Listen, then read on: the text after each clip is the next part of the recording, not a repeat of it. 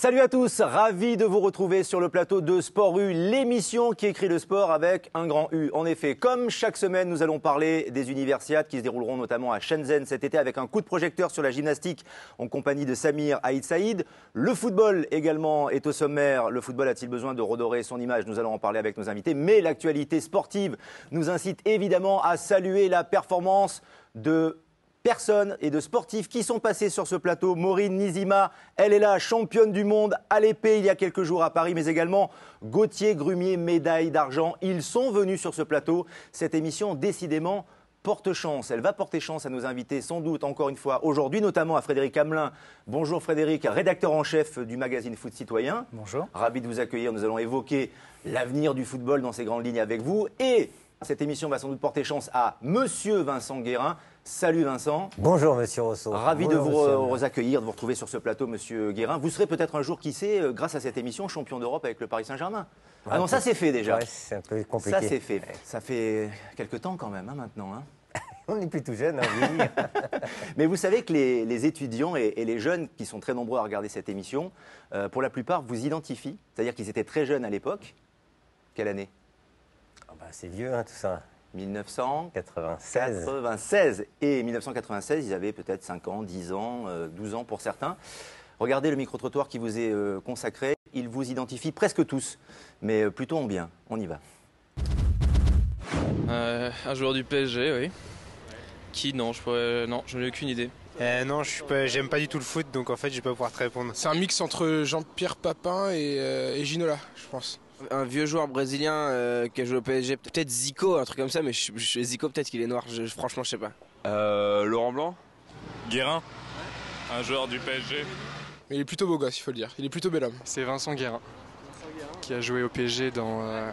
Je dirais 94, 95, un truc comme ça. Bon, je sens un bon toucher de balle là déjà, rien que sur la photo, une belle orientation. Il va vers le but, c'est clair. Je me souviens d'une... C'est une demi-finale de Coupe d'Europe contre le Real, je crois, avec une tête gagnante de Camboré dans les dernières minutes. Et je pense qu'il participait à ce match. Vous y participiez à ce match, Vincent? Oui. Eh oui. Et la finale aussi. La photo, c'était Barcelone. Belle élégance, racée, magnifique. Oui, on essayait de... Enfin, après, on a son attitude, son comportement qui est propre à chacun. Après, on peut difficilement s'inventer une personnalité sur un terrain. Votre carrière de joueur et aujourd'hui votre après-carrière, vous êtes resté le même. Toujours des valeurs de respect, toujours des valeurs d'éducation, de transmission également. On va en parler dans quelques instants, c'est la thématique de cette émission. Les valeurs ont toujours été importantes. Est-ce que vous avez le sentiment aujourd'hui que dans le football, elles sont en train de se perdre? Oui, complètement. Mais c'est à l'image de la société dans laquelle on vit aujourd'hui. Ces valeurs-là, on le voit tous les jours dans la presse, dans les médias. Notamment, on voit qu'il y a beaucoup de choses qui sont dénuées de sens. Et c'était pas le cas à notre époque. Et puis après, moi, c'est vrai, j'ai été éducateur au Paris Saint-Germain, donc j'ai été confronté aussi à la jeunesse. Et à ce conflit de génération dont on parle? Oui, c'est pas un conflit de génération, c'est un conflit d'idées, d'idéologie, tout simplement, d'éducation qui n'existe plus. On voit la démission un petit peu des parents, notamment, c'est une première chose. La démission un petit peu de l'école, justement, par rapport aux parents et aux enfants. Et on retrouve ça après, plus tard, dans le sport de haut niveau, très jeune. Alors Frédéric Hamelin, rédacteur en chef de Foot Citoyen, magazine qui véhicule de vraies valeurs autour du foot, des valeurs d'éducation. Il y a notamment les 19 et 20 novembre prochains à Grenoble les 3e rencontres nationales de l'éducation par le foot, par le prisme de l'agence de l'éducation par le sport, en association donc avec votre magazine. Ça veut dire que vous croyez encore qu'on peut éduquer par le foot? Bien sûr. Et comment? Et pourquoi? Pourquoi? Parce qu'il y a près de 10 millions de passionnés, il y a 2 millions de licenciés, il y a beaucoup de valeurs dans le football aujourd'hui encore. Malheureusement, on tend un petit peu à les galvauder, notamment peut-être par rapport à ce qui se passe un petit peu au plus haut niveau. Mais on peut aussi tirer les gens vers le haut. Le football, ça engendre beaucoup de valeurs, de remise en question, le respect. C'est aussi une belle école de vie, je crois. Vincent en est la preuve. On est un exemple, mais voilà, les joueurs actuels le sont-ils? Avec ce qui s'est passé à Naïs en Afrique du Sud, l'histoire des primes qu'ils devaient notamment donner à des Donner, pas associations donner. caritatives et ils reviennent sur leurs décisions apparemment. Enfin ça écorne un peu l'image du foot pour le coup. Ça écorne l'image du foot, ça écorne aussi l'image des footballeurs, peut-être pas du foot en lui-même aussi. Le foot amateur, il a aussi ses valeurs, il a aussi son existence. C'est aussi un endroit où on peut véritablement travailler sur l'éducatif auprès des jeunes. On peut faire passer, comme je le disais, à travers une passion, c'est facile de faire passer des valeurs. Comme Vincent le disait, au niveau de l'école, il y a peut-être un rejet du système scolaire, il y a aussi peut-être parfois des problèmes au niveau famille, avec effectivement beaucoup de familles monoparentales, etc. Et d'un seul coup, le gamin qui se retrouve dans un club de foot, dans une équipe de foot, on va peut-être pouvoir lui faire passer des messages. Parce qu'il est dans le cadre de sa passion. Parce qu'on va lui dire, tu vas jouer, mais on va d'abord t'éduquer, on va quand même faire passer des choses. Est-ce que ça, Vincent Guérin, c'est encore possible, évidemment, c'est une très très belle promesse, mais est-ce qu'après l'épisode de la dernière Coupe du Monde, les parents ont envie d'inscrire leurs enfants au football et est-ce que les étudiants qui nous regardent notamment ont envie de jouer au foot? Parce qu'il y a un championnat universitaire qui existe aussi, on joue beaucoup au foot. Ont encore envie de jouer au foot. Mais oui, mais le plaisir, la passion, est-ce que doit rester. vous pensez que c'est possible ça, que finalement tout est toujours on n'est pas tombé bien bas? On est tombé bien bas, mais ça date pas d'hier. Ce qui s'est passé à Naïsna, à mon avis, ça date de bien avant. Bien avant et bien des années. Je pense qu'il y a beaucoup de choses il y a eu du laisser aller aussi au niveau éducatif. Et je pense que c'est surtout dans ce domaine-là où le bas blesse.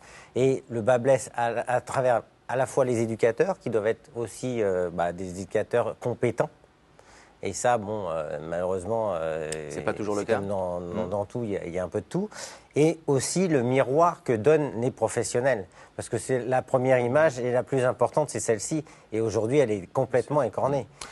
D'où l'importance de ces états généraux qui se sont déroulés il y a quelques jours. On va voir un sujet sur ces états généraux. Étaient-ils vraiment indispensables, nécessaires? Vont-ils apporter quelque chose et finalement, va-t-on trouver une solution? En tout cas, Adrien Toubiana était sur place.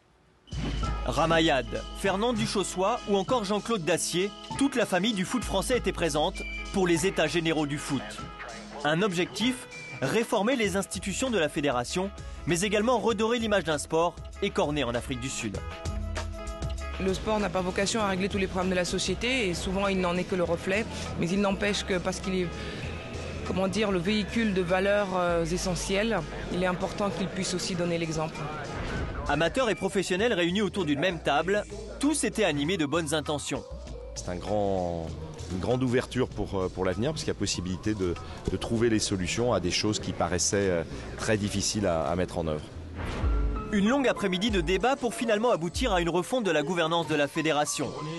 En revanche, du côté du comportement des joueurs, du terrain et des jeunes, seulement quelques propositions. C'est le jeu qui est le plus important. Et c'est sûr qu'aujourd'hui, quand on voit les moins de 8, les moins de 10, les moins de jusqu'à 14 ans, ils veulent que du résultat. Donc on va essayer de revenir un petit peu plus de sérénité et faire du jeu. Mais malheureusement, pour parler du jeu, il manquait les joueurs. Où étaient-ils donc? Non, il n'y a pas d'ostracisme de ma part par rapport aux joueurs. Mais je ne sais pas si c'est vraiment leur tasse d'été de venir discuter sur le rôle social. Oui, je pense que ça les aurait vraiment intéressés. Rendez-vous dans quelques mois pour savoir si ces états généraux du foot ont vraiment porté leurs fruits. Est-ce qu'on peut savoir, Frédéric Hamelin, d'ores et déjà, s'ils vont porter leurs fruits? De la manière dont ça s'est présenté, est-ce que... Je ne pense pas. Je pose la question parce que je partage un peu votre sentiment. J'ai l'impression que c'est...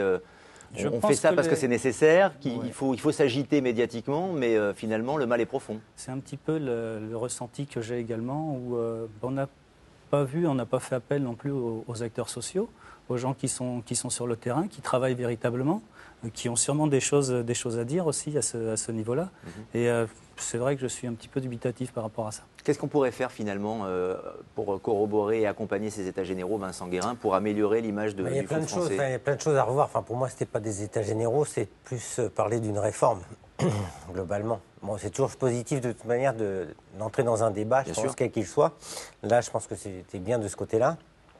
Maintenant, moi, je pense qu'il y a un problème législatif concernant, justement... moi, j'étais un peu contre ça, mais bon, après, c'est les politiques qui sont menées dans les années fin 95-2000. Enfin, je ne sais plus à quel moment ça s'est posé, mais aujourd'hui, on va chercher des jeunes qui ont 12, 13, 14 ans pour les faire signer dans un club professionnel. Et il y a de l'argent aussi qui est véhiculé sur ces contrats de non-sollicitation, peu importe. Donc c'est l'argent qui corrompt tout finalement, quoi.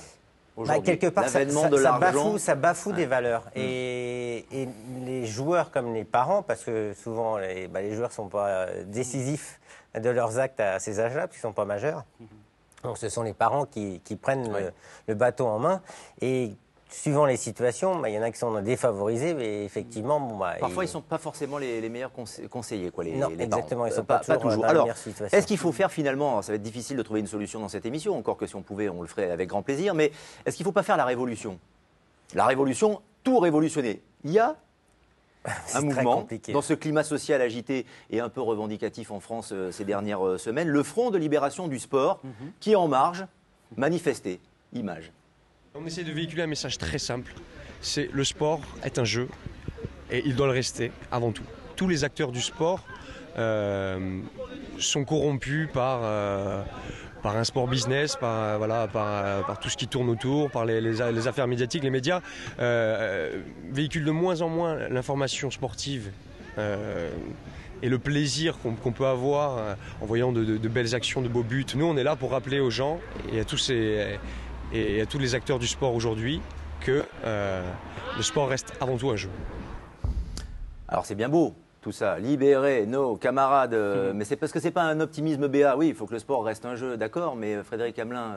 Le problème aujourd'hui, c'est la seule valorisation du résultat. Je veux dire, il y a une compétition, il y a des montées, il y a des points. Et ça va concerner jusqu'aux très jeunes. L'autre jour, on discutait avec un parent qui avait mis son gamin qui a 8 ans au football. Il a dit « mais c'est le football ». Comme on avait entendu pour la main de Thierry Henry, c'est le football. C'est toujours le football. Le football, c'est toujours comme ça. On accepte tout, en fait. Mais en fait, le football, c'est pas que ça. C'est aussi un jeu, c'est aussi un plaisir à la base. Donc peut-être qu'il faut valoriser de manière différente le football. Par des comportements, justement. Pourquoi ne pas créer un championnat citoyen où on pourrait valoriser, justement, ces comportements. Sortir un petit peu de cette seule...